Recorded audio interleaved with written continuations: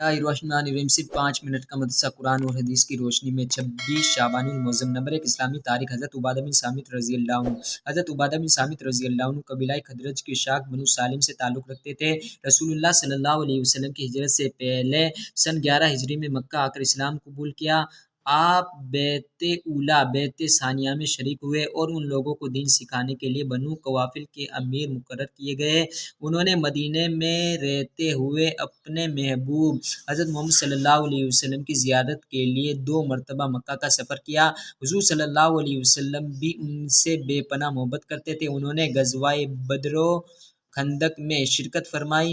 وہ قرآن کے ماہر، بہترین قاری اور اصحاب صفا کے معلم تھے اور تابعین کے علاوہ بعض صحابہ بھی آپ کے شاگرد تھے۔ انہوں نے نبی اکرم صلی اللہ علیہ وسلم کے زمانے سے ہی پورا قرآن جمع کر لیا تھا۔ اس کے علاوہ 181 احادیث بھی ان سے مروی ہے۔ حضرت عمر رضی اللہ عنہ کے زمانے میں ملک شام فتح کرنے والوں میں شامل ہو کر بہادری کے جوہر دکھائے۔ اسی بہادری کی وجہ سے انہیں 1000 سواروں کے برابر سمجھا جاتا تھا۔ حضرت عمر رضی اللہ عنہ کے دور خلافت میں آپ کو اہل شام کی تعلیم کے لیے بھیجا گیا اور فلسطین کے قاضی مقرر کیے گئے۔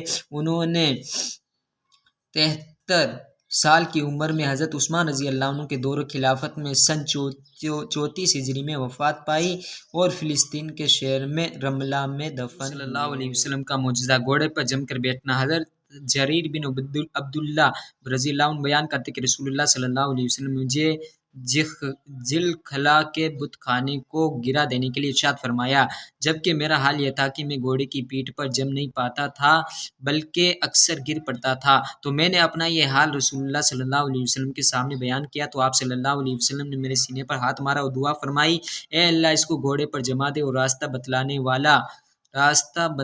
والا اور راستہ پایا ہوا کر دے۔ حضرت جریر رضی اللہ عنہ کہتے کہ رسول اللہ صلی اللہ علیہ وسلم کی اس دعا کے بعد میں گھوڑے پر سے کبھی نہیں گرا۔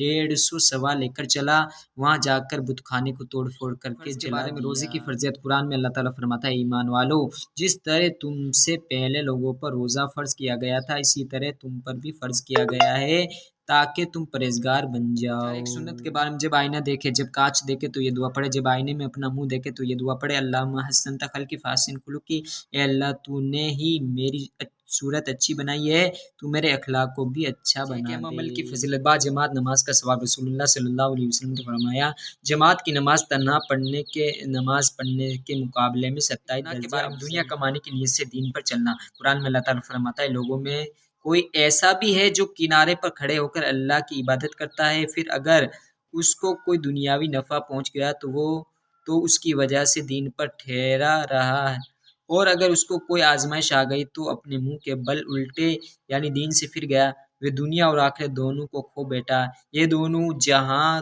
کا کھلا ہوا نقصان۔ دنیا کے بارے میں دنیا کو بہتر سمجھنا۔ قرآن میں اللہ تعالیٰ فرماتا ہے، اے منکرو تم دنیا کی زندگی کو آخرت کے مقابلے میں بہتر سمجھتے ہو، حالانکہ آخرت دنیا کے مقابلے میں زیادہ بہتر ہو، باقی رہنے والے بغیر حساب جنت میں جانے والے۔ رسول اللہ صلی اللہ علیہ وسلم نے فرمایا، میرے رب نے مجھ سے وعدہ فرمایا ہے کہ آپ کی امت کے 70,000 لوگ بلا حساب کتاب جنت میں داخل ہوں گے، جن پر کوئی عذاب نہ ہوگا۔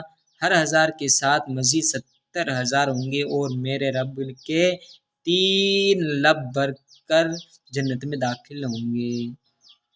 نبی سے علاج۔ گوشت کے فائدے۔ رسول اللہ صلی اللہ علیہ وسلم نے فرمایا، دنیا والوں اور جنتیوں کا سب سے عمدہ اور لذیذ کھانا گوشت ہے۔ فائدہ۔ حضرت علی رضی اللہ عنہ نے فرمایا، گوشت کھاؤ اس لیے کہ یہ بدن کے رنگ کو نکھارتا ہے، پیٹ کو بڑھنے سے روکتا ہے اور اخلاق و عادات صلی اللہ علیہ وسلم کی نصیحت۔ رسول اللہ صلی اللہ علیہ وسلم نے فرمایا، تم اتنا ہی عمل کرو جتنی طاقت رکھتے ہو، کیونکہ اللہ تعالیٰ ثواب دینے سے نہیں تھکتا، لیکن تم تھک جاؤ گے، اور اللہ تعالیٰ کے نزدیک سب سے زیادہ محبوب عمل وہ ہے جو ہمیشہ کیا جائے اگرچہ تھوڑا ہی ہو۔